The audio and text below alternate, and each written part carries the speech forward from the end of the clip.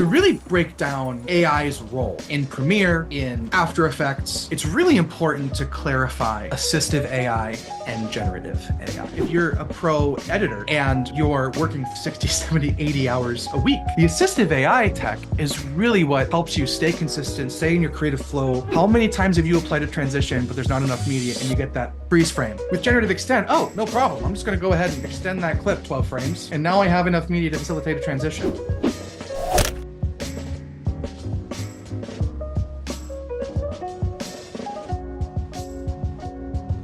Are you guys looking to even more deeply incorporate AI into these tools? Are these going to be like, am I going to be able to speak what I want and have it performed at some point? Am I going to stand there like Tom Cruise and move my hands and I like, like what's the, because I think the paradigm is ready to shift in a big way.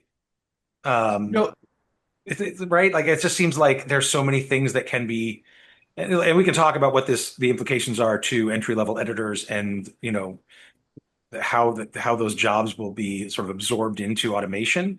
But just in terms of the activity of editing being something that's less sitting at a sewing machine like a Moviola or something and being more active and interactive. yeah. You're like, It's Josh, you're wrong. It's never going to change. It's scissors.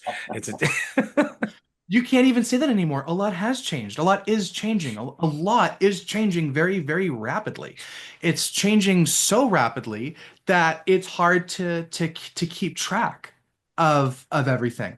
People talk about Model A and how it's the best thing since sliced bread, and then 3 months later, Model B comes out, and then but normally you expect years between these paradigm shifts, and then now it's happening in months. But to really break down AI's role in Premiere, in After Effects, across Adobe's ecosystem, it's really important to clarify assistive AI and generative AI. They really are two different beasts. Premiere has been excelling in assistive AI for something like 10 to 12 years now. You know, many, many years ago, we introduced transcription. So you import your media, we automatically identify everything every speaker says, and you can go into your text-based editing workflow, and you can edit your video, and you're turning an hour-long interview into an 8-minute, cut down by cut, copy, and paste, and just editing your video like you're editing a text document.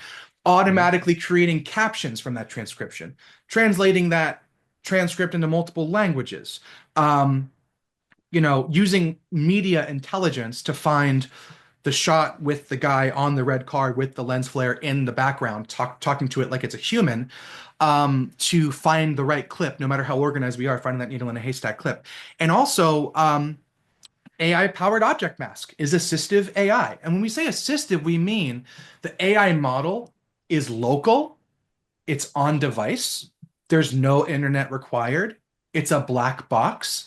It's simply an AI that lives inside the machine doing a specific task for you that most likely used to take an extremely long time, now whittled down into seconds or mere minutes.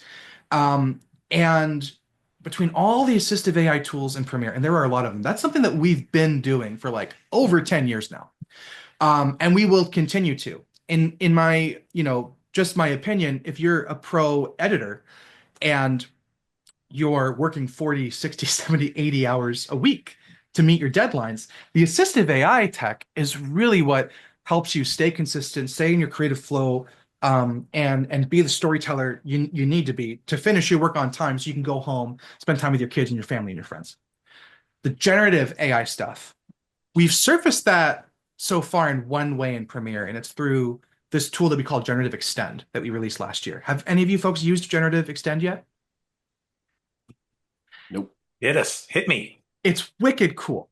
So what we do is we leverage the Adobe Firefly video model, which is commercially safe, meaning that nothing is scraped from the internet. We have full licensing to use all the media we use to train our models. Everything's above board through content that is available through licensed through users or through other means, but commercially safe. We take that Firefly model, and when you're in that situation where you have that annoying little 2-second gap in your timeline, and you already used all your good media, and you have 100 clips to the left of the gap and 100 clips to the right of the gap, and the music's lined up, and everything's just, you just got this annoying little gap. What if you could take an existing clip and at the end of that clip, use generative AI to just extend it, just for a couple seconds, just for a beat, so you can fill that gap in that timeline. We've all been in situations where you want to apply a transition and you need a little bit of before and after the cut to facilitate a transition. How many times have you applied a transition, but there's not enough media and you get that freeze frame playing back? With Generative Extend, oh, no problem. I'm just going to go ahead and extend that clip 12 frames. And now I have enough media to facilitate a transition. Or a handheld shot where the camera operator just like puts the camera down. Why didn't you hold it for just one more second? Those problems that we run into every day as editors, Generative Extend helps you solve those problems using a commercially safe generative AI model. And like any AI tool, generative or assistive, it's the users and it belongs to the users, full stop. We have no capability or interest in training our models on your work because you work on client-facing work. And that's a thing we take very seriously.